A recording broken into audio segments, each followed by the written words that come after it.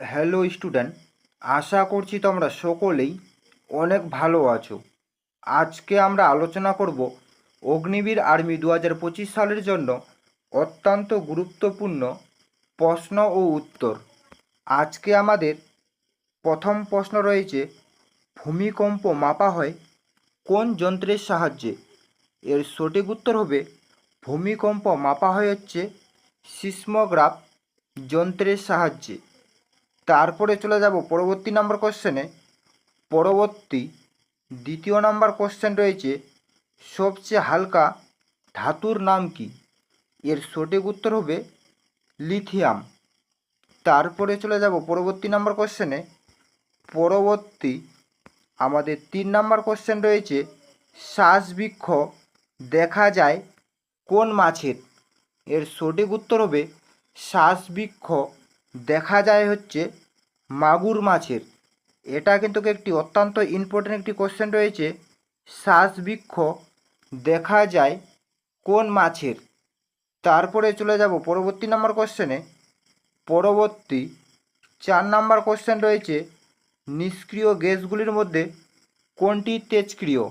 এর সঠিক উত্তর হবে অপশান এ, রেডন। তারপরে চলে যাব পরবর্তী নাম্বার কোশ্চেনে। পরবর্তী আমাদের 5 নাম্বার কোশ্চেন রয়েছে, জার্মান সিলভারে কোন ধাতুটি থাকে না? এর সঠিক উত্তর হবে জার্মান সিলভারে হচ্ছে সিলভার ধাতুটি থাকে না।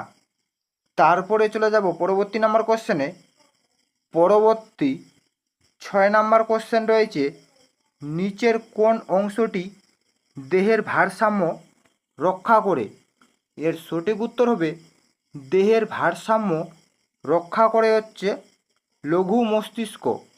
এটাও কিন্তু একটি অত্যন্ত ইম্পর্টেন্ট একটি কোশ্চেন রয়েছে, নিচের কোন অংশটি দেহের ভারসাম্য রক্ষা করে? তারপরে চলে যাব পরবর্তী নাম্বার কোশ্চেনে। পরবর্তী 7 নাম্বার কোশ্চেন রয়েছে, কিসের কারণে কালা জ্বর হয়? এর সঠিক উত্তর হবে কালা জ্বর হয় হচ্ছে ভাইরাসের কারণে। তারপরে চলে যাব পরবর্তী নাম্বার কোশ্চেনে।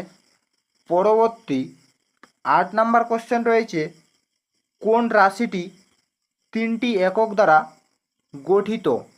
এর সঠিক উত্তর হবে এখানে অপশান বি, ক্ষমতা হচ্ছে 3টি একক দ্বারা গঠিত। তারপরে চলে যাব পরবর্তী নাম্বার কোশ্চেনে। পরবর্তী আমাদের 9 নাম্বার কোশ্চেন রয়েছে, কোন উপাদানের ভাঙনের ফলে দূষিত ইউরিয়া উৎপন্ন হয়? এর সঠিক উত্তর হবে প্রোটিন ভাঙনের ফলে হচ্ছে দূষিত ইউরিয়া উৎপন্ন হয়। এটাও কিন্তু একটি অত্যন্ত ইম্পর্টেন্ট একটি কোশ্চেন রয়েছে, কোন উপাদানের ভাঙনের ফলে দূষিত ইউরিয়া উৎপন্ন হয়? তারপরে চলে যাব পরবর্তী নাম্বার কোশ্চেনে।